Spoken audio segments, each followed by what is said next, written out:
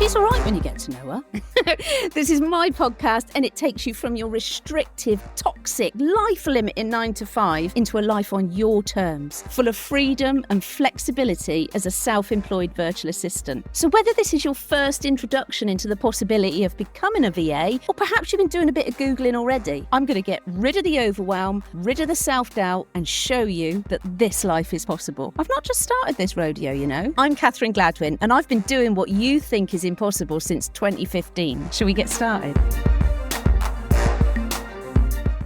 Okay, so you know that there is a sea of virtual assistants out there, and sometimes it can feel like you just can't stand out amongst them all. You know, perhaps they've been in business 5, 10 years, or perhaps they're offering a service that you've convinced yourself that you need to offer in order to get clients, or perhaps you've seen that they've niched to a certain sector, and you've been listening to me and you think, well, I've been told not to niche to people that like round leaves on trees or something even more obscure. But how are you going to get in front of potential clients when there's all this competition? It's well easy. And I'm going to tell you exactly how. And then if we put a jingle in there, that would sound great, wouldn't it? If not, I can just hang the laptop out the window because my neighbour has decided that it's a really good time now to fit a block paving driveway. I've been trying to record this for 3 days, but Bob the Builder out there is busy. He's always busy.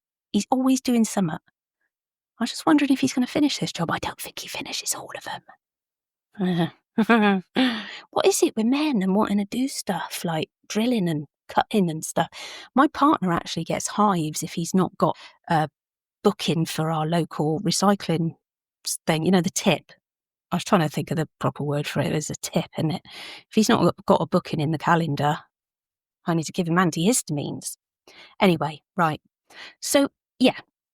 How do you stand out as a virtual assistant? How do you start getting clients? Because in the beginning, you can really just feel like no one's ever going to notice me. And we're going to do a little bit of mindset work in here, actually. But a couple of things that won't help you stand out is something I keep seeing as doing my head in. I might lose some listeners for this, but having a tiny, fluffy microphone pinched into your hands like you're trying with all your might to save the life of a crisp. What is it with these fluffy little microphones? Because I see people with them who were recording themselves quite perfectly before they had a fluffy microphone. I've just spent 2 minutes talking nonsense, haven't I? Anyway, let's talk about how to get you in front of potential clients without it being icky, without it being uncomfortable. In fact, I'm going to make it so comfortable, you're just going to feel like you're not going to feel like you're going to have to wear baggy clothes every day because you're just feeling too comfortable. This is going to be so easy. Are you ready? Boom.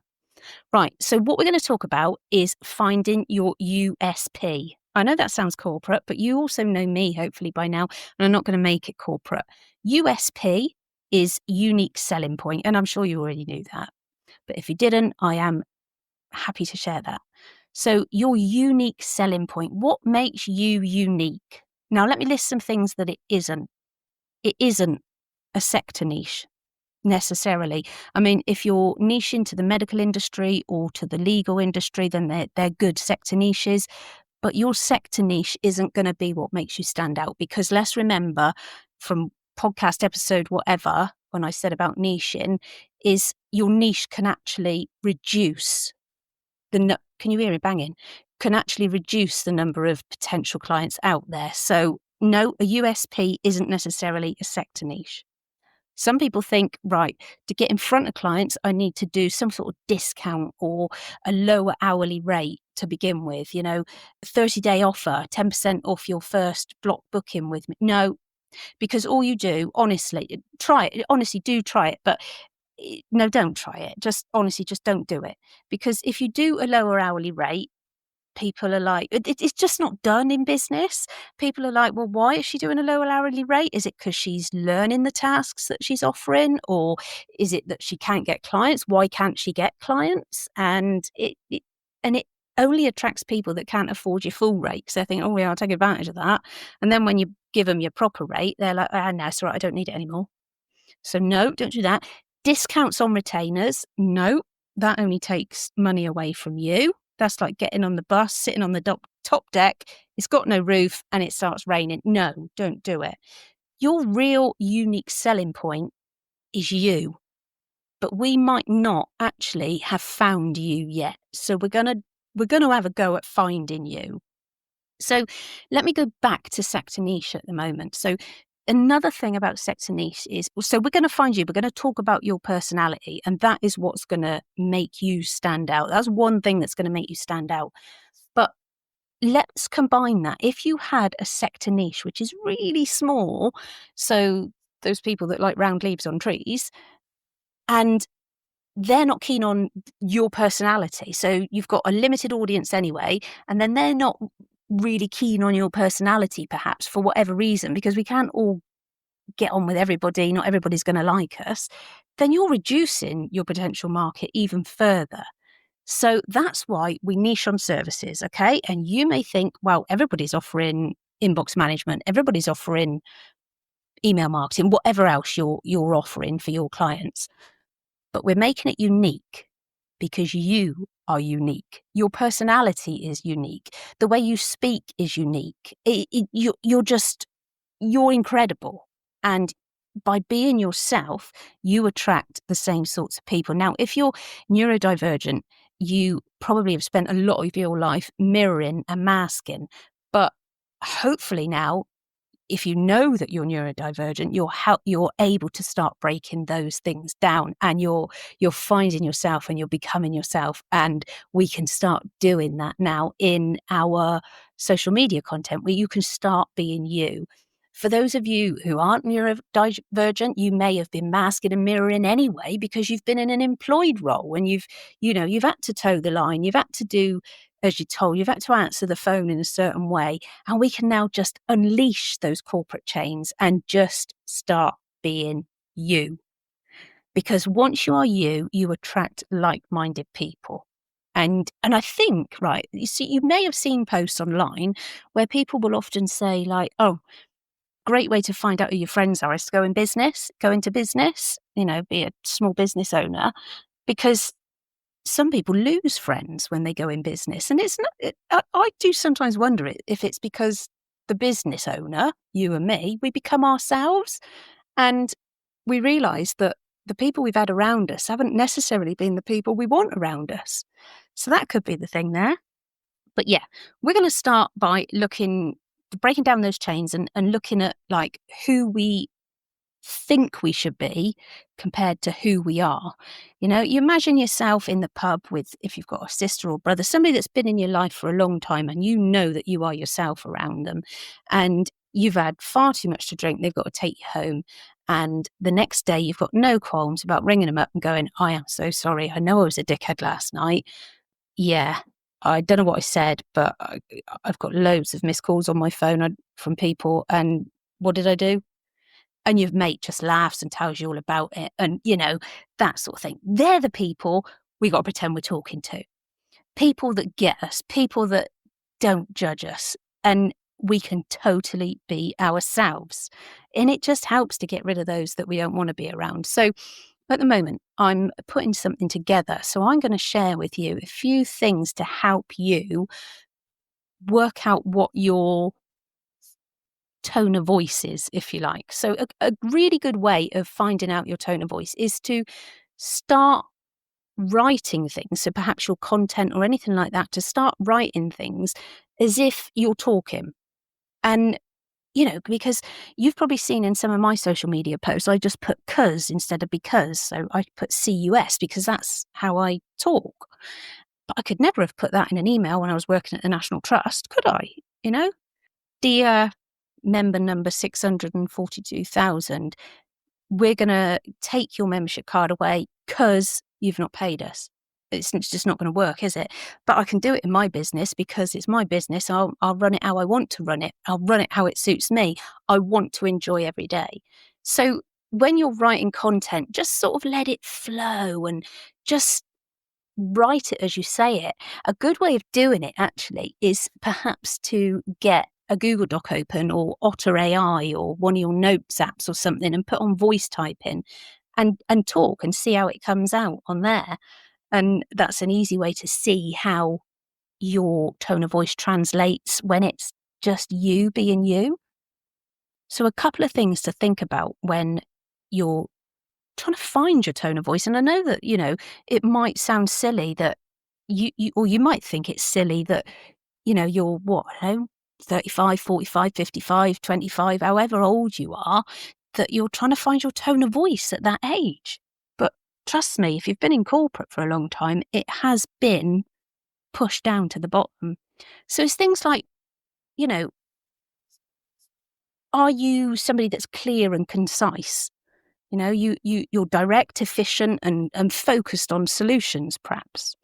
Are you warm and supportive? I'm really bad at putting fluff into things, but some people are just fantastic at making things just sound great. And so is your tone kind and nurturing? Do people feel like you're a safe space in someone's stressful day? Or, do you consider yourself fun and relatable? Is there a real sparkle in your tone, or playful, chatty, and full of personality? Are you empowering and coaching, perhaps? Do you give people opportunities to think for themselves? Because that's what coaching is. Go for a tone, if that's the case, go for a tone that's more encouraging and a little reflective. Perhaps you prefer formal and professional? That's absolutely fine too. Are you polished and precise?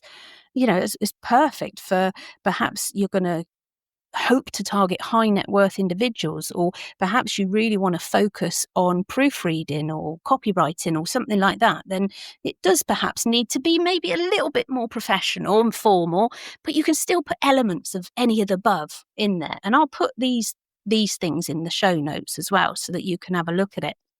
But just think about sort of how you want to come across. You don't need to mirror anybody else. You on LinkedIn, there's a whole diverse range of different personalities coming out. I can't name anybody on a podcast because everybody just goes and connects with them, and I get in trouble. I get messages saying, "Have you mentioned me anywhere?" No? Yeah, I did. Yeah, sorry about that.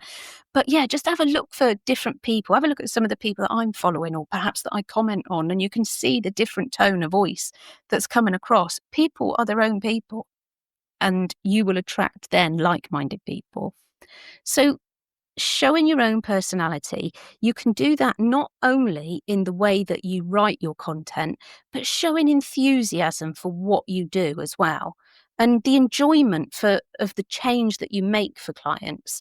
So really showing that, do you know what? I'm a virtual assistant. This is my personality.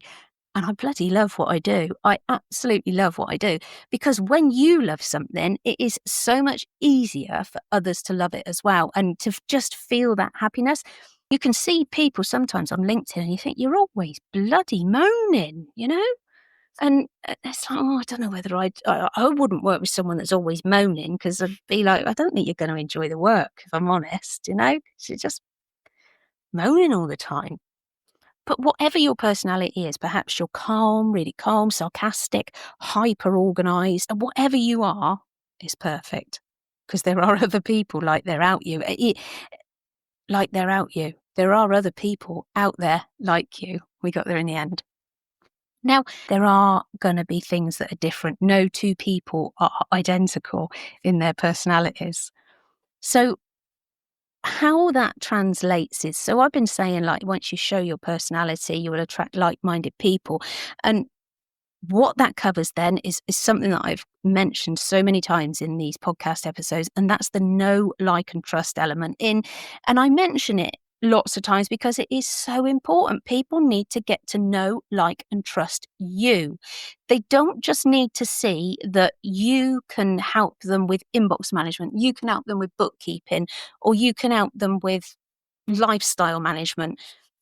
They don't just need to see that. They need to know that you are real, because otherwise it can feel like they're going to possibly do a transaction with somebody that's a bit dodgy, or somebody with no personality, which will be really hard to work with. And yeah, it is just so important. And you can only do that by being yourself and by putting out personal posts. Now, sometimes you've also heard me mention, I sometimes go on a search and rescue for some of my Facebook group members. I'll just pick people at random sometimes, and I will have a look at their social media to see why they've got a problem with getting clients. Sometimes they'll come up and they'll say, I'm not getting clients. I've tried everything, blah, blah, blah. And so often their whole feed is just inbox management, email marketing. I do this, I do that. You need a VA because this is what a VA can do. And it's just constant. There's no personality coming through. Now, if I give you an example of what we would consider corporate, right? An early one, if anybody can remember this, is I think it was the Halifax adverts, and it was Howard, right? And that really, Halifax was a building society, wasn't it? So really, formal, and they have to be, serious and things like that. But then Howard came into their adverts and he was singing and dancing. I think was he a good singer? There was something about him that wasn't quite right, wasn't it? Was his dancing a little bit not so good or something like that? But it was funny, and it really, really was a massive turning point for, not everything has to be serious. And it made you remember the Halifax. Now, you don't need to start singing and dancing in your post. Don't worry about that. But it's just an example of you don't have to be formal, but you do have to be memorable for people. And when people see that you're like them, you become memorable. Now, another thing is, like, I don't know whether you've seen Audi, Ryanair, and more recently Currys are really having some real fun with their social media. So if you've seen the ongoing legal issues with Audi and Marks and Spencer's were very formal about it. Audi are just taking the piss, basically, because they copied Colin the Caterpillar, and Marks and Spencer's took him to court, I think, and lost. I think they lost. Ryanair take the piss because people are like, oh, they'll post something and tag Ryanair in, complain that there's not enough leg room, or they asked for a window seat and they didn't get one, and Ryanair social media on Threads and all of that will come back with a really sarcastic reply. And Currys have started doing some fantastic social media as well. I don't think they've been taking the mickey out of anybody complaining or anything like that. They're just doing some really funny adverts and really showing a personality. That's changed things for me, because I hate going in Currys, B&Q, Pinterest. I don't like those three things. They make me angry. But I'm coming round to Currys because of their fun commercials and social media. So yeah, allow people to get to know you. People need to see you. So show up online regularly and use your face. Now, I know that it is really hard because you think that people are going to judge you on how you look, and they're not. If they do you really want to work with those people? But you do have to show your face online. You do have to show that there's a face behind the business, because like I said a minute ago, it just feels like a really horrible transaction if you don't kind of get to know somebody a little bit. And I don't mean going out for dinner with them or anything like that, or having a Zoom call every 3 weeks, but let people see your face. Now, I know the importance of that. You can see the stats online. I could try to find them now, but I can't be bothered. But there are stats online that clearly show that people need to see the face behind the business. It helps to attract potential clients, but it also helps to convert potential clients into paying clients. And that is ultimately what we need. Now, anything will do. I've done videos from in my hospital bed whilst really high on, I can't remember the name of the drug, but it's an opioid, after I'd had neurosurgery. And, I've done photos from my bed, not like that. I'm not on OnlyFans. I just mean like led down and doing that and showing that this is a great opportunity, this business, for being a virtual assistant if you've got a chronic health issue. But there is a workaround. If you're not comfortable showing your face, then you may have seen me promoting using AI to create images of you. Now, I put something on LinkedIn, I think, this week. And if you email me podcast@katherinegladwyn.co.uk, I will show you the photo or the link to that LinkedIn post if you can't find it. I put a photo up of me, 2 photos. One was me that morning, and one was an AI generated picture of me. And my best friend couldn't tell the difference. And my partner took a few seconds to find the difference as well. It was only because of the background that my partner found it quite quickly, because I had the background was our living room, so that kind of gave it away. But yeah, it is incredible. And I use AI not because I'm embarrassed to take photos or I'm worried about how I'll be looking online. It's because things that are really easy for some people are really hard for me. So this is quite embarrassing, but I'm going to share it with you anyway, because I am all about honesty. But getting up, showering, doing my hair, putting my makeup on is enough for me. I then can't do anything all day. My eyes become sunken, they become bloodshot, they're small, I can hardly open them. Trying to muster up a smile that reaches my eyes is absolutely impossible. So, although I've had professional photos done in the past and I've done a selfie course, I find it incredibly hard to create images of myself, to put images of myself together for my social media. So I've started using AI. And like I said, I will show you an example of how incredibly accurate they are. And one of my team members, and she said this openly, so she won't mind me saying, is Kaylee, she said it publicly, the anxiety that she gets when she's trying to get ready to take some nice photos. Is my hair going to look all right? Or do I need to put on makeup? Does my skin look okay? And then the anxiety just exhausts her that she's got no energy to even take any pictures. She's stressed. It's not worth it. But she knows the importance of having your face out there. And she started doing this AI course, and her pictures are just absolutely tremendous. They all look like the couple of pictures that she's got of herself that she's happy with. They are absolutely incredible. But you can then ask this AI to put different outfits on you, to have your hair in different ways. I want it in a bun, I want it in a messy bun, I want it in a low ponytail or something like that. Absolutely anything. I've created some for my best friend, Joe, and Joe is a massive gym buddy and Jim Bunny, that's it. I haven't been for so long, I don't know the lingo. And so I've managed to do photos of her where she's toned and, and it looks fantastic. So if for any reason you don't want the faff or the trouble of having to stress yourself out taking photos, or if you've got a partner like me that can't take a photo, even if I have managed to get myself ready and open my eyes, then you're going to love this AI course. And it's by my friend Katya Varbanova. I will put a link in the show notes, but also if you come into my Facebook group, the link's in there, or just put a post in there saying, can I have a link to the AI course? It is currently $67, which at today's exchange rate is £50 and 39p. Now, hold on a minute, because it is $67 at the moment, but it is on offer. So let's just hold on a minute. Yeah. So it's $67. It's a one-off payment, but when she puts the price up, it's going to be $297, and it's absolutely worth that.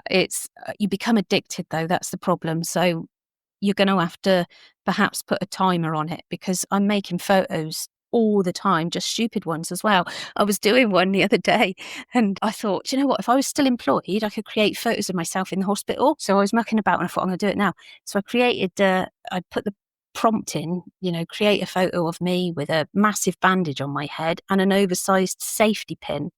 Sometimes it doesn't do them quite right. So it managed to put a picture of me in a hospital gown, in a hospital setting, with a massive bandage on my head.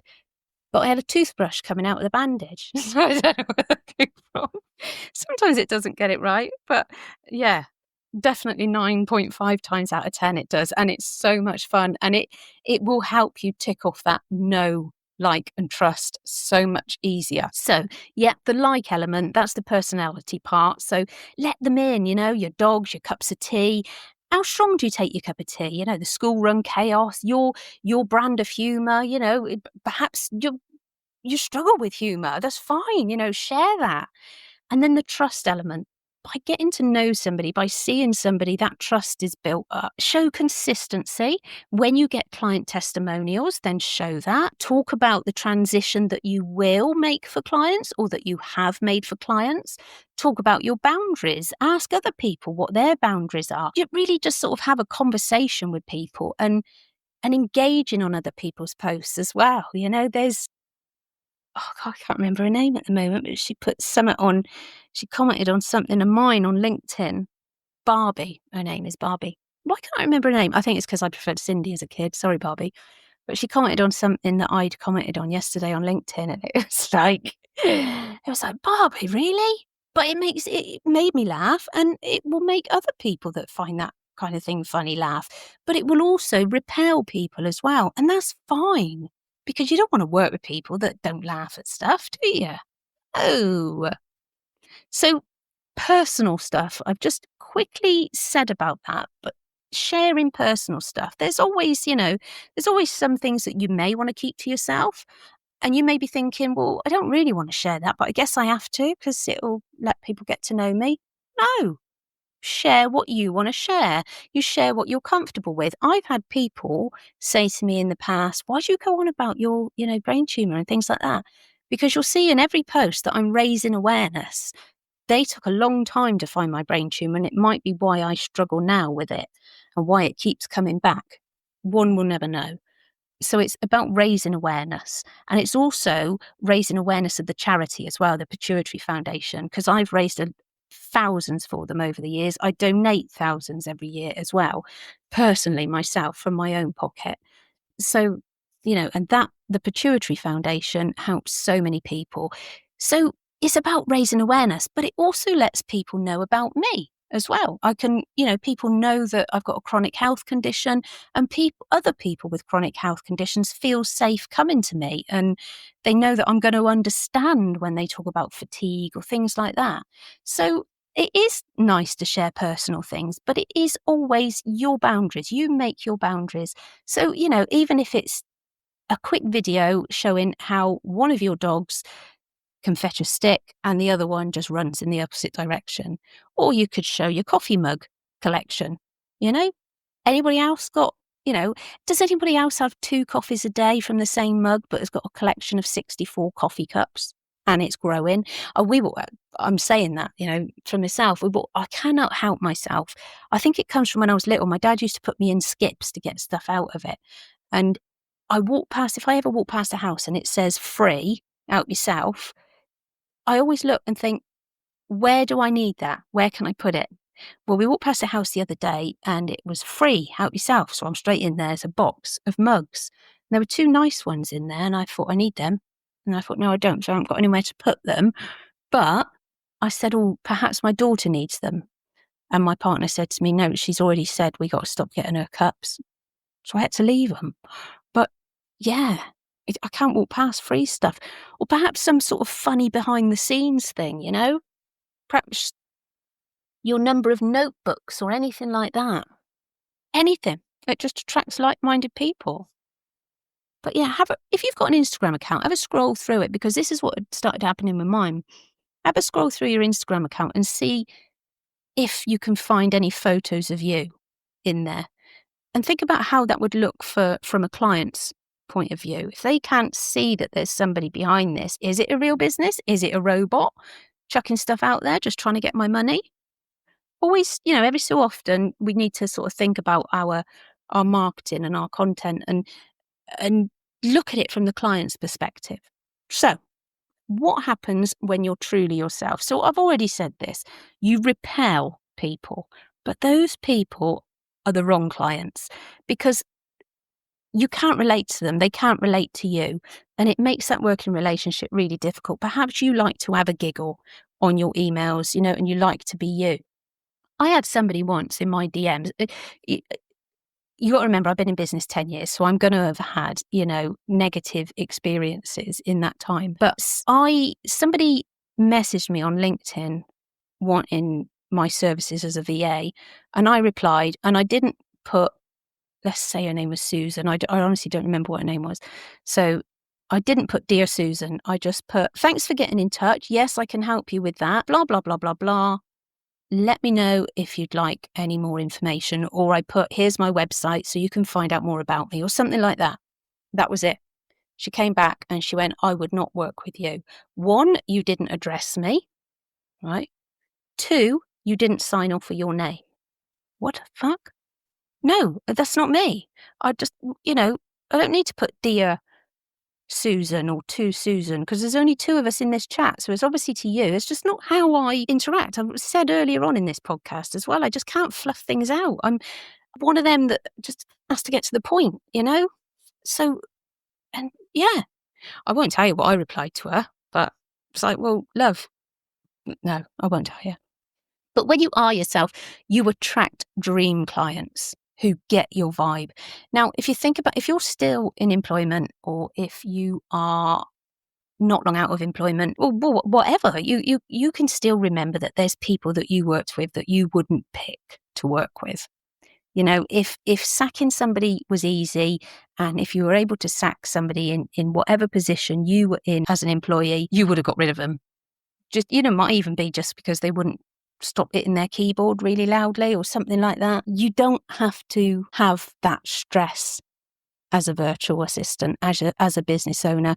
You can attract people that you will get on with, that get your vibe, that get your sense of humor, that get your personality, that understand things, that wind you up, that perhaps don't wind everybody up. You could talk about misophonia or anything like that. And yeah, it is just wonderful. I am still friends with a lot of the clients that I had to sadly give to my associates when I had my last surgery. It was going to be a 12 to 18 month recovery period, and I'd already found that I was forgetting things or making sort of weird mistakes with things. So I had to get rid of a few and pass them over to my wonderful associates. And I still WhatsApp some of them now because it's easy to have a conversation with them. Yeah, no, it's lovely. In fact, I've just remembered I must WhatsApp one now because I haven't for ages. He's lovely. So by being yourself as well, you build a business that's sustainable because you're enjoying it, because you don't have to pretend. You're not like waking up in the morning and thinking, oh God, I got to do this, that and the other for old grumpy knickers. It's sustainable. When you're enjoying something, you want to keep doing it. It's like a hobby. I've said before, every day is like being a kid playing with the Fisher Price post office set. It's just fantastic. Absolutely fantastic. Now, like I said about the AI course, but I've also got something really exciting up my sleeve as well. So I'm going to tell those that are on probably my newsletter list first. I'm going to tell them about it first. They'll get first dibs. So if you're not already signed up to CG Tips, then do that. The link is in my bio over on Instagram. But of course, you can always email me, podcast@katherinegladwyn.co.uk, or pop into the Facebook group and we can give you the link in there as well. If you want the link to the AI course that I mentioned, it is absolutely fantastic. It took me 2 hours to train AI to create images of me. It's unbelievable. So if you want the link to that, I'm an affiliate for it, which means if you use the link, then I may benefit financially. That's what an affiliate is. But I do not ever recommend anything that I haven't used. And I love it. I absolutely love it. So yeah, I'll put the link in the show notes, but also you can email me for that. And yeah, let's find your USP. So this is quite a short one, this one, but I hope it's been useful. If you're ready to reclaim your independence, then subscribe to this podcast because there is so much I'm going to give you. You got to subscribe on your favourite channel, it says. What channel? I ain't going to be on the BBC, am I?